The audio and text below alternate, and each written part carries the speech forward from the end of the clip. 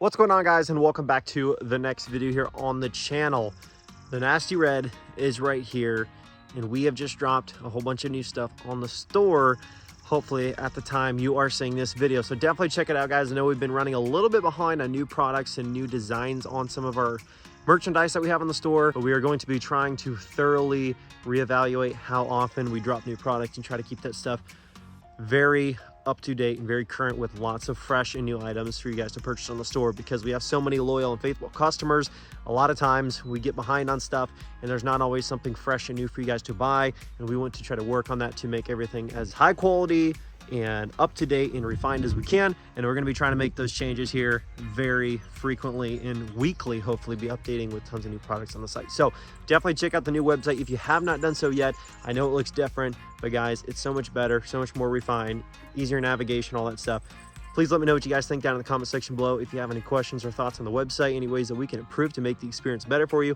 But anyways, if you want to get entered to win Nasty Red 2.0 compound turbo 12 valve with a built transmission, KG1 forged, new tires, new tent, new paint, new mirrors, new whole bunch of new stuff, this truck is up for grabs right now. And you can simply place an order at lmpgear.com and get entered to win this truck right now. And this thing is bad to the bone. So if you want to grab some entries, hit the link lmpgear.com. It's in the description below. Place an order on the site and you're automatically entered to win this truck plus $5,000 in cash. The giveaway is ending on June 25th. Don't wait till the last minute. I know a lot of you guys are last minute guys on there. Don't wait till the last minute. Check your emails, check the messages and notifications you get from us if you have our app. If you don't have our app yet, links are in the description below always.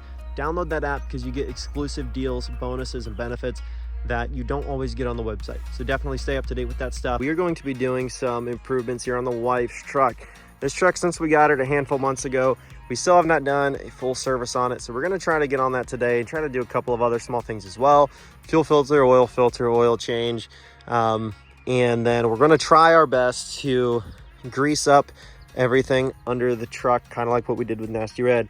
U-joints, anywhere there are grease zerks, upper and lower control arms, if there are grease zerks, anything that has a grease zerk underneath the truck that we can find. We're going to be hitting it with a grease gun and trying to make sure that we can keep all those parts to work and last for as long as possible, because of course, if you don't have grease on a lot of that stuff, it does run dry and then parts wear out and fail much sooner than they need to. And so if you just want to simply extend the life of a lot of that stuff, hit it with the grease gun and you'd be amazed how much longer that stuff will last you. So we're going to hop in the truck here, head on over to the AutoZone and grab stuff to get going.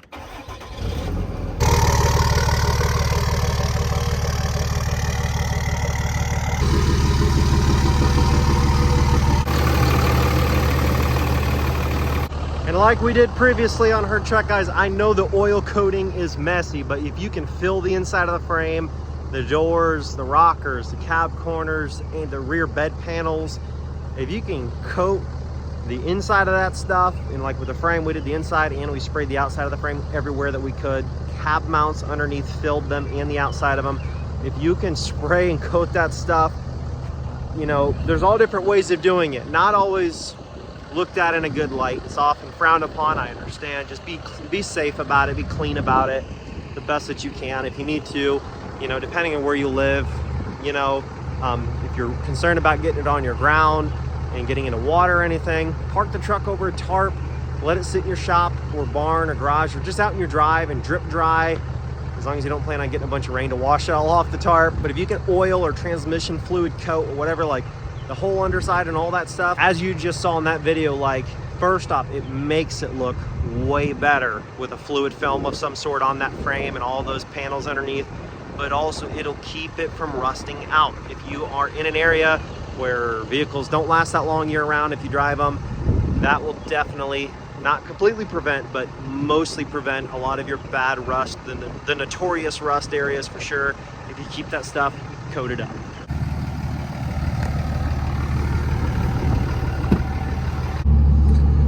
And I don't know if I ever did a video update on how this thing is steering with the new steering stabilizer underneath, that heavy duty one, from damaging the one that was already on there by accident, not paying attention. Now, other than the steering wheel needing a small bit of alignment, I mean, the stabilizer itself doing really good in terms of the feeling when you go to turn and road feel through your steering. Dampener, stabilizer, dampener, whatever you want to refer to it as, it definitely definitely is a huge improvement from that old one. Even though it was a forced upgrade, wasn't really in the works to do it that day.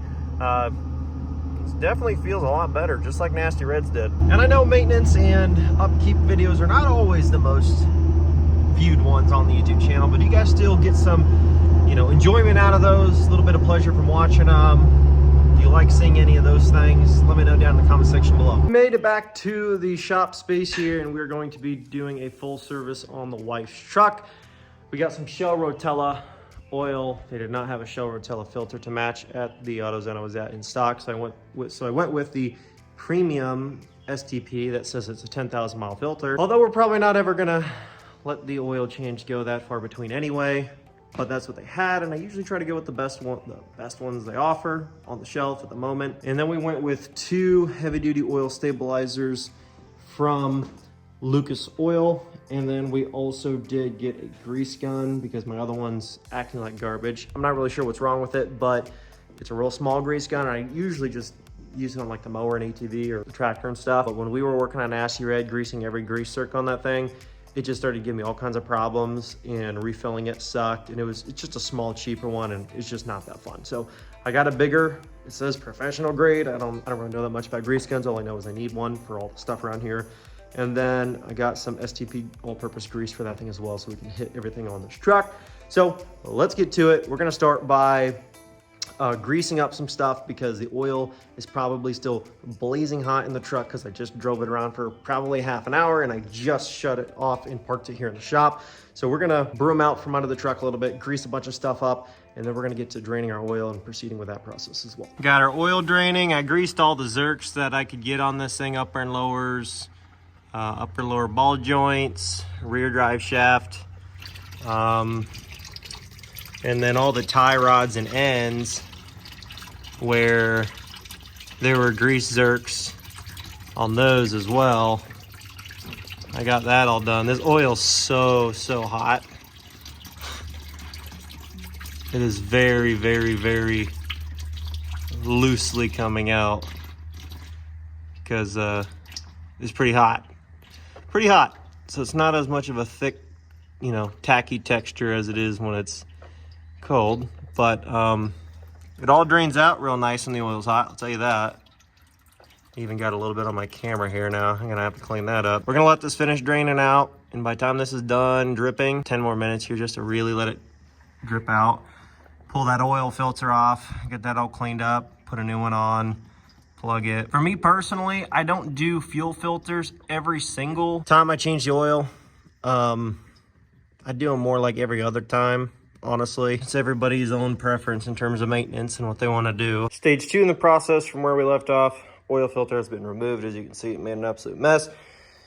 And to get to the oil filter, I had to remove the air filter, which also needs replaced because it's disgusting.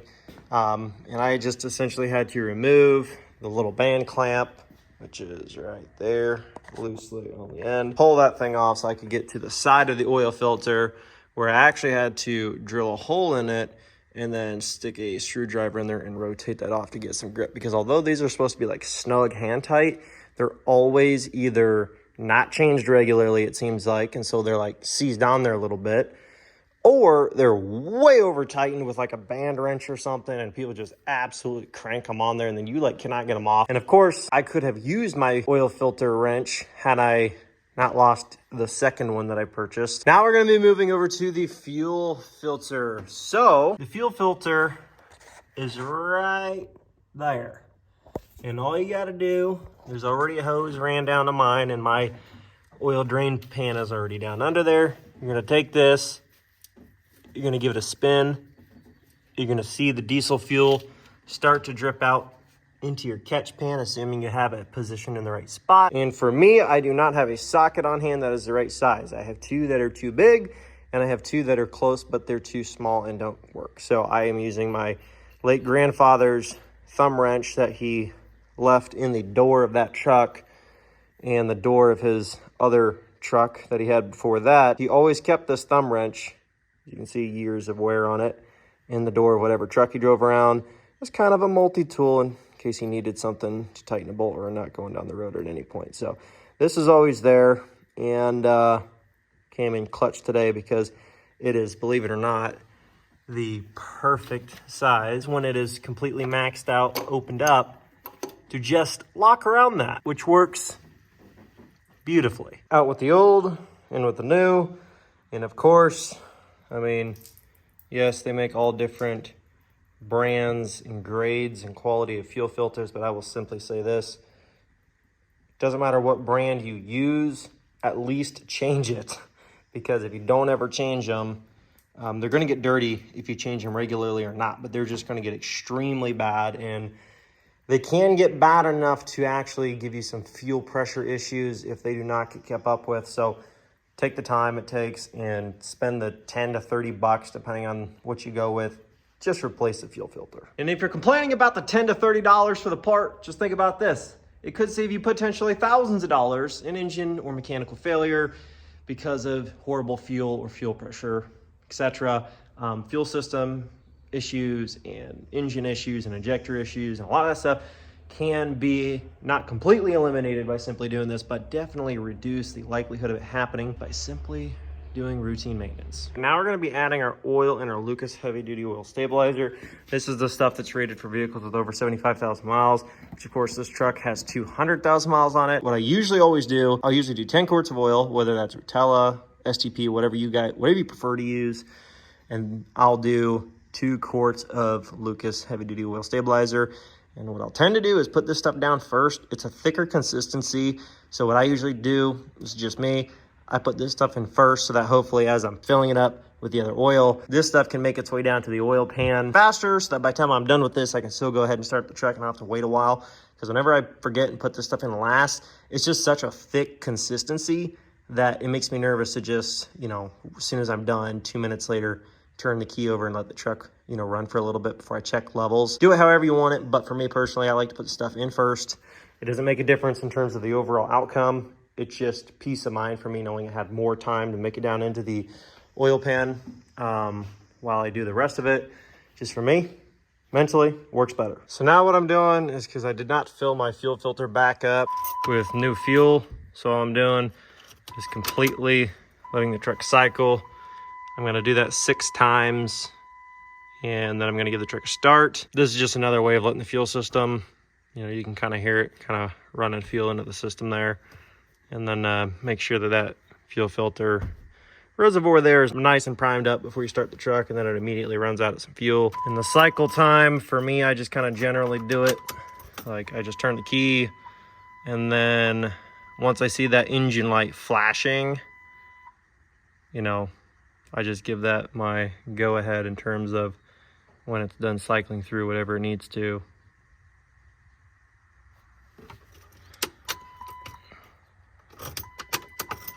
I actually save the oil and fuel mixture, so you're not getting a lot of diesel fuel in it, but I keep all the oil that I take out of the trucks. I keep all the oil from all my trucks, and then I use it for my undercoating, my fluid film coating to keep them from rusting out. And on top of that, when I do my oil filter change, I'll put that oil pan with all that old oil right underneath there, so that way all that diesel fuel that's inside that canister for your fuel filter can drain right down into the oil. Just kind of let it mix with the oil. It's not a lot, but it's enough that, you know, it's not gonna hurt anything, but you can also just use that as a little bit of your diesel fuel mixture for when you're going to do your fuel and oil mixture to undercoat your truck. Like I said in the previous videos, don't use, if you do an oil fuel mixture, you don't have to even do that. But if you do, only use diesel for that kind of stuff, and don't get it all over your exhaust and stuff. Don't get it on anything that gets hot, because you don't want to take the chance of anything catching on fire. But for the most part, if you do all your undercoating, even with a little bit of diesel fuel and oil, and you let it sit for a couple of days in the yard or with a tarp under it or whatever, just to kind of catch some of the mess, it's not really going to hurt anything. And all I do for a little good measure, I took that yellow valve now that I cycled the truck 5 times, and I just slowly cracked it a little bit to see if fuel sprayed out the bottom while it was cycling. And I cracked it just a little bit while the key was cycling, and you can see fuel shooting out the hose down there. So all that being said, I'm gonna cycle it one more time just in case I let any air into there. But other than that, she should be all primed up and ready to fire.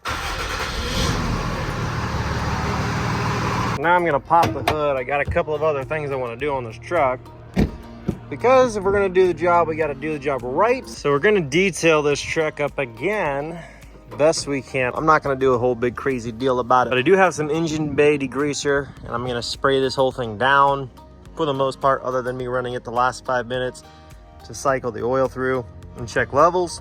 This thing hasn't been running now for a couple of hours, so it's for the most part cooled down. Coolant temps are reading that it really hasn't even warmed up yet for the most part. So I'm going to be engine bay degreasing the whole thing, giving it a light rinse, and then I'm gonna be giving this thing a quick wash, spraying it down, mopping it down with a new microfiber mop we have for this thing and the other trucks as well. We're gonna just swab this thing down, give it a rinse, clean the wheels, clean the tires, show you guys a little before and after.